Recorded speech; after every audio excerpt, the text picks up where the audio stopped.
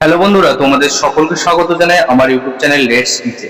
আজকে আমরা খুবই গুরুত্বপূর্ণ একটি বিষয় নিয়ে আলোচনা করব। বিষয়টা হলো দ্বিতীয় শ্রেণীদের বিষয় আমাদের পরিবেশকে নিয়ে। তোমরা সকলেই জানো যে তোমাদের দ্বিতীয় পর্যায়ক্রমিক মূল্যায়ন খুব তাড়াতাড়ি শুরু হতে চলেছে এবং ইতিমধ্যে অনেক জায়গায় শুরু হয়ে গেছে। তো তোমাদের এখন একটাই কর্তব্য, এই সকল 100% কমনযোগ্য প্রশ্নোত্তর পর্বগুলোকে বেশি বেশি করে দেখা এবং খাতায় লিখে লিখে প্র্যাকটিস করা। আজকে আমাদের এই প্রশ্নগুলো খুবই গুরুত্বপূর্ণ, কারণ বিগত বছরের পর্ষদ থেকে সংগৃহীত প্রশ্ন। তাই অতি অবশ্যই ভিডিওটা প্রথম থেকে শেষ পর্যন্ত দেখো। ভিডিওটা যদি ভালো লাগে অবশ্যই চ্যানেলটিকে সাবস্ক্রাইব করো, ভিডিওটাকে লাইক করো, তুমি যেমন দেখছো তোমার বন্ধুর মাঝেও ভিডিওটাকে শেয়ার করে দাও। তাহলে শুরু করা যাক আজকের আমাদের মূল বিষয়টিকে।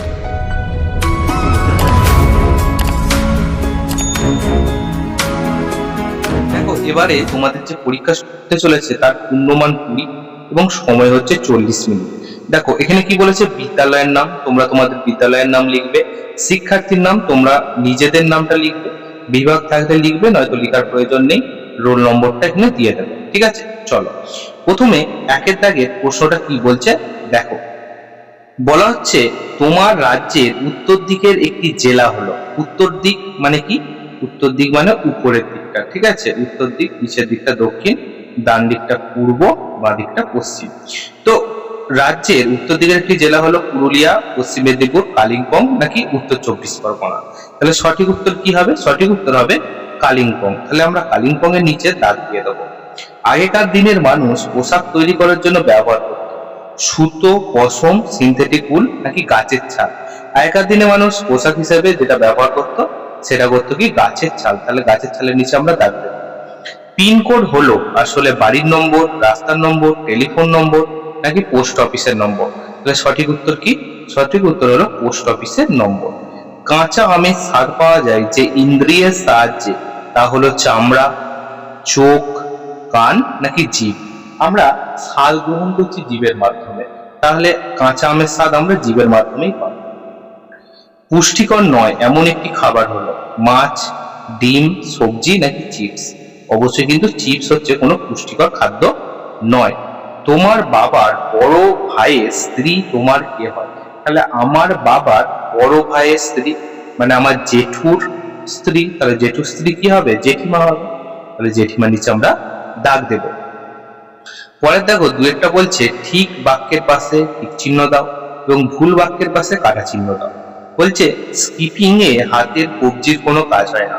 অবশ্যই ভুল কথা, কারণ স্কিপিং এ হাতের কবজি, কনুইয়ের কবজি এবং পায়ের অর্থাৎ গোটা শরীরের কিন্তু কাজ হয়ে থাকে। তাই এটা কিন্তু ভুল, আমরা এখানে কাটা চিহ্ন দিয়ে দেবো। পেঁয়াজ হলো গাছের মূল, পেঁয়াজ হলো আসলে গাছের কাণ্ড, এটাও কিন্তু ভুল। শীতকালে পায়ের গোড়ালি ফেটে যায়, অবশ্যই কিন্তু এটা সত্য কথা। সয়াবিন একটি প্রাণীজ খাবার না, সয়াবিন গাছ থেকে পাওয়া যায়, তাই এটি উদ্ভিজ খাবার, তাহলে এটা কাটা চিহ্ন দেব। মাটির নিচের একটি আনাজ হলো আলু, অবশ্যই এটা সত্য কথা, তাহলে আমরা টিক দেব। তিনের দাগে দেখো বলছে কস্তম্ভের সাথে খস্তম্ভ মেলাও। বলছে কম্পিউটারের দোকান ঘোড়ামি হলো আলিপুর অবস্থিত, খুব শক্ত আঁশ আছে, কর্ণি ও ওজন দড়ি লাগে। তাহলে প্রথমে দেখো কি আছে, শন গাছ আছে, তাহলে শন গাছের সাথে কার হবে? খুব শক্ত আঁশ। পাকা বাড়ির ইট গাঁথতে লাগে কি লাগে? কর্ণি ও ওজন দড়ি, তাহলে এর সাথে মিলাবো। একটি নতুন জীবিকা হলো কম্পিউটারের দোকান। পরেরটা বলা হচ্ছে যে দক্ষিণ 24 পরগনা জেলা, তাহলে কি? আলিপুর দুয়ার অবস্থিত।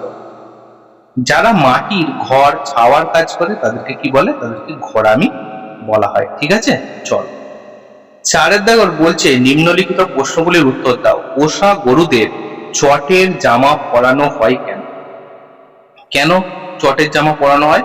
প্রধানত শীতের হাত থেকে বাঁচার জন্য। তাহলে আমরা লিখবো শীতের হাত থেকে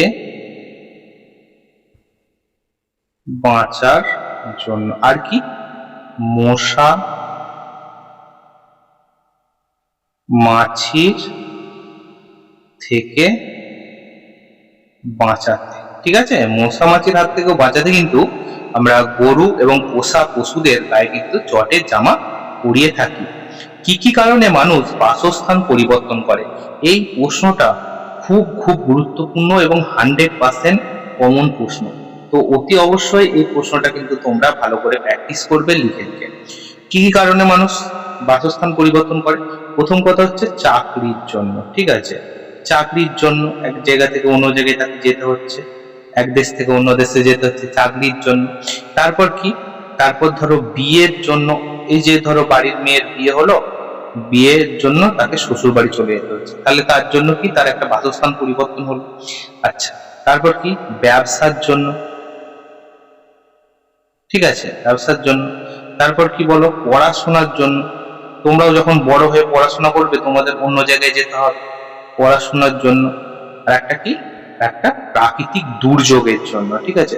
যেমন ধরো বন্যা, হ্যাঁ, বিভিন্ন দুর্যোগ যেমন ভূমিকম্প, এই সকল কারণের জন্য কিন্তু মানুষকে স্থান বা বাসস্থান পরিবর্তন করতে হয়, ঠিক আছে? চলো, তাহলে বন্ধুরা আজকে আমরা তৃতীয় শ্রেণীতে আমাদের পরিবেশ বিষয়টিকে নিয়ে আলোচনা করলাম। খুব খুব গুরুত্বপূর্ণ আজকের এই প্রশ্নোত্তর পর্বটি। ভিডিওটা যদি ভালো লাগে অবশ্যই চ্যানেলটিকে সাবস্ক্রাইব করো, ভিডিওটাকে লাইক করো। তাহলে দেখা হচ্ছে অন্য কোনো ভিডিওতে, অন্য কোনো দিন। After all, thanks for watching, best of.